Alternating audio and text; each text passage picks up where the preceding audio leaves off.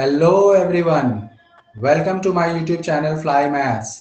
बच्चों, हम लोग chapter number 3 pair of linear equations in two variables कर रहे हैं, जिसमें आज हम एक्सरसाइज 3.7 का क्वेश्चन नंबर 4 स्टार्ट करेंगे। क्वेश्चन नंबर 4 में देखिए क्या दिया हुआ है। The students of a class are made to stand in rows. Student जो है, क्लास के जो स्टूडेंट्स हैं वो रोज में खड़े हुए हैं, उन्होंने रो बना रखी है। If 3 students are extra in a रो, अगर हर एक रो में 3 स्टूडेंट्स एक्स्ट्रा कर दें, then there would be one row less, तो एक रो कम हो जाएगी। If 3 students are less in a row, और अगर हर एक रो में 3 स्टूडेंट्स कम कर दें, देयर वुड बी 2 रोज मोर, तो 2 रो जो है वो एक्स्ट्रा हो जाएगी, 2 रो ज्यादा हो जाएगी। Find the number of students in the class, तो हमें बताने कि क्लास में स्टूडेंट्स कितने होंगे। तो हम इसमें लेट कर लेते हैं। सपोज करिए कि जो हमारे नंबर ऑफ स्टूडेंट्स हैं हर एक रो में वो x ले लेते हैं। तो let the numbers of students in each row be x। हमने मान लिया कि हर एक रो में जो स्टूडेंट्स हैं वो x हैं, और इसी तरह से अगर हम नंबर्स ऑफ रोज ले लें बी y, यानी कि हमने मान लिया कि नंबर ऑफ रोज जो है वो y है, तो टोटल स्टूडेंट्स क्या होंगे हमारे पास। देखिए, सपोज करिए कि हर एक रो में अगर 10 स्टूडेंट्स हैं और अगर 5 रोज बनती हैं, तो इसका मतलब 10 इंटू 5 हो जाएगा, 50 स्टूडेंट्स हो गए। उसी तरह से यहाँ पर देखिए क्या है, हर एक रो में कितने स्टूडेंट्स हैं, x हैं, और रोज कितनी है, y है। तो मल्टीप्लाई करके हमें पता चल जाएगा कि टोटल कितने स्टूडेंट्स हैं, तो मल्टीप्लाई करके यहाँ पर क्या आएगा, एक्स वाई आएगा। अब देखिए हमें कंडीशन क्या दे रखी है क्वेश्चन में। हमें दे रखा है कि अगर हर एक रो में 3 स्टूडेंट्स 3 स्टूडेंट्स इंक्रीज कर दें, ज्यादा कर दें, तो उससे हमारी एक रो कम हो जाती है, तो हम y में एक माइनस कर देंगे। तो मल्टीप्लाई करके क्या होगा, यानी कि जितनी रो और जितने स्टूडेंट्स हैं, जितने स्टूडेंट्स और जितनी रो है, अगर उसको मल्टीप्लाई करें तो टोटल स्टूडेंट्स ही आएगा, वो हमारा क्या है, एक्स वाई है।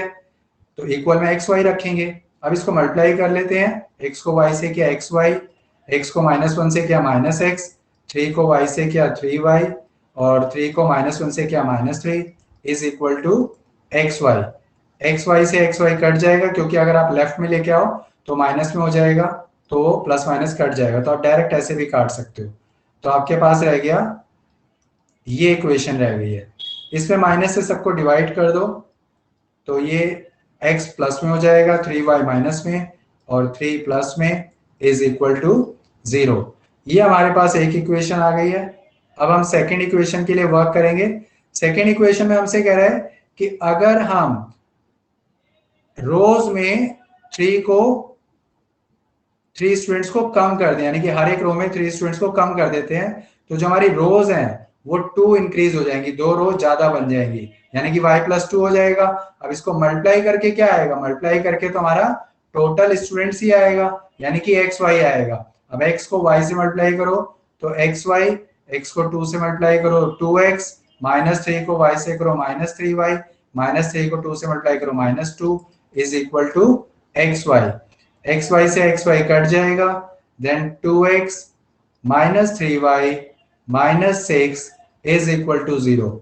ये हमारे पास सेकेंड इक्वेशन आ गई है। अब हम इन इक्वेशन को सॉल्व कर लेंगे किसी भी मेथड से। तो जैसे अगर हम इसको सब्स्टिट्यूशन मेथड से सॉल्व करते हैं, तो देखिए कैसे आएगा ये। इसको फर्स्ट ले लेते हैं और इसको हम सेकेंड ले लेते हैं। So from 1 x -3y plus 3 is equal to 0, then x is equal to क्या होगा, 3y इधर आके प्लस में हो जाएगा और 3 इधर आके माइनस में। Now putting this value in equation 2, so we get second equation हमारे पास क्या है, 2x -3y -6 is equal to 0।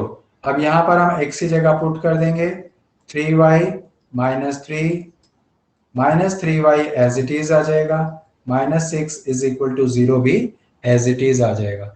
अब हम 2 से इसको मल्टीप्लाई करेंगे, तो जब 2 से हम इसे मल्टीप्लाई करेंगे तो हमारे पास क्या आ जाएगा, 2 को 3y से मल्टीप्लाई करेंगे तो 6y, 2 को 3 से करेंगे -6, -3y -6 is equal to 0। 6y में से 3y माइनस करिए, 3y आएगा, -6 -6 -12 आएगा is equal to 0। Then 3y is equal to 12, then y is equal to क्या आ जाएगा, 12/3, और जिसे सॉल्व करके कट करके क्या आ जाएगा, 4 आ जाएगा। So y is equal to 12/3 is equal to 4। ये हमारे पास y की वैल्यू आ गई है। अब हम x की वैल्यू निकालेंगे। x हमारे पास क्या है, x हमारे पास है 3y -3, ये ही आया था। अब देखें तो y की जगह हम 4 पुट करेंगे, -3, then 12 - 3, then is equal to 9। तो ये हमारे पास x की वैल्यू आ गई है। अब हमसे पूछा क्या है, हमसे पूछा तो टोटल स्टूडेंट्स है, तो टोटल स्टूडेंट्स कैसे आएगा, टोटल स्टूडेंट्स जो है वो हमारे एक्स वाई के इक्वल हैं।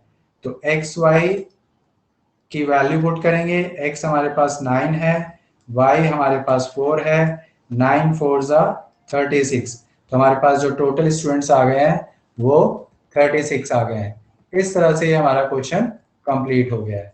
अब हम लोग देखते हैं क्वेश्चन नंबर 5। क्वेश्चन नंबर 5 में दे रखा है in triangle A B C angle C is equal to 3 angle B is equal to 2 into angle A plus angle B, find the 3 angles. तो हमें 3 एंगल्स इसमें निकालने हैं। तो देखिए हमें कंडीशन दे रखी है, उस कंडीशन को फॉलो करेंगे।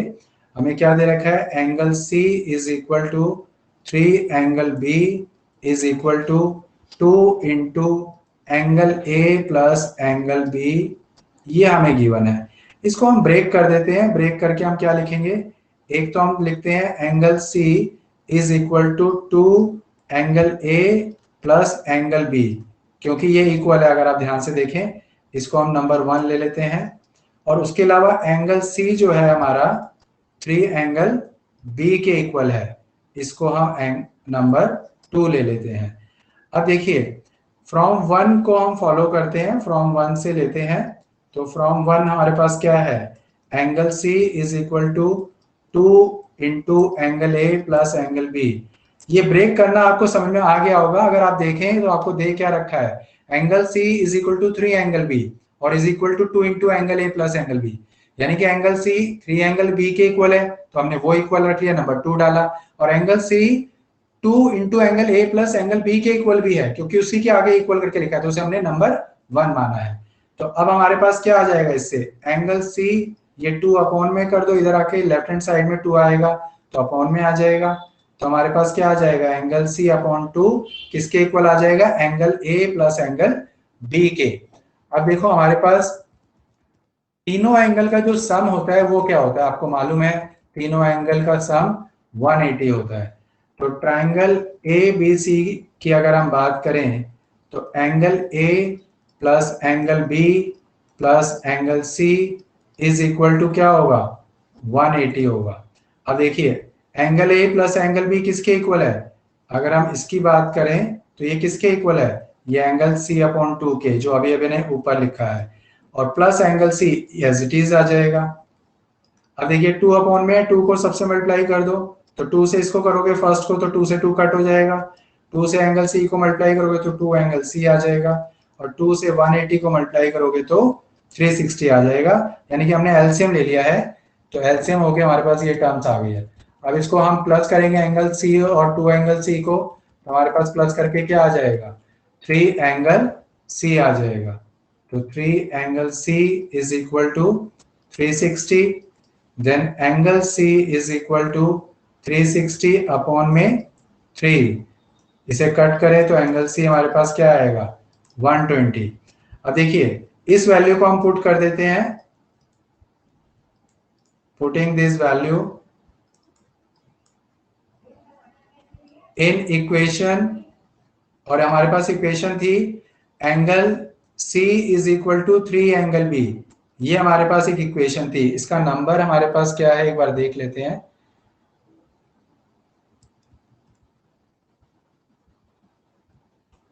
नंबर हमारे पास इसका 2 है, ठीक है।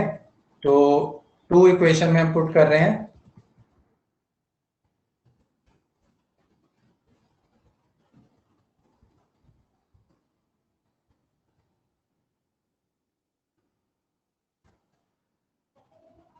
तो इक्वेशन 2 में अगर हम इसे पुट करें, सो वी गेट, तो देखिए एंगल सी की वैल्यू क्या आई थी 120 is equal to 3 angle B. So 120 upon 3 is equal to angle B. So angle B is equal to, इसे डिवाइड करके हमारे पास क्या आ जाएगा 40 आ जाएगा।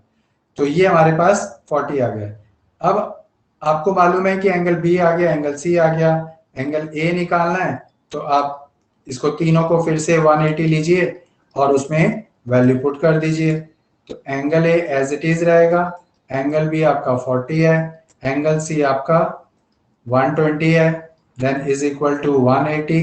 सो एंगल ए क्या आ जाएगा आपके पास, angle A is equal to 180, angle A is equal to 180 minus 40 minus 120। इसे माइनस करेंगे तो 140 में से 120 तो हमारे पास 20 आ जाएगा। तो इस तरह से फाइनल आंसर आ गया, angle A 20 degree, then angle B 40 degree, then angle C 120 degree. ये हमारे पास फाइनल आंसर आ गया है। आई होप सो कि आपको क्वेश्चन समझ में आए होंगे। अगर आप लोगों को कोई डाउट है तो प्लीज़ उसे कमेंट बॉक्स में लिखिए। वीडियो पसंद आने पर वीडियो को लाइक करिए, चैनल सब्सक्राइब करिए ताकि हर नई वीडियो आने पर आपको नोटिफिकेशन मिले। Thank you, bye bye.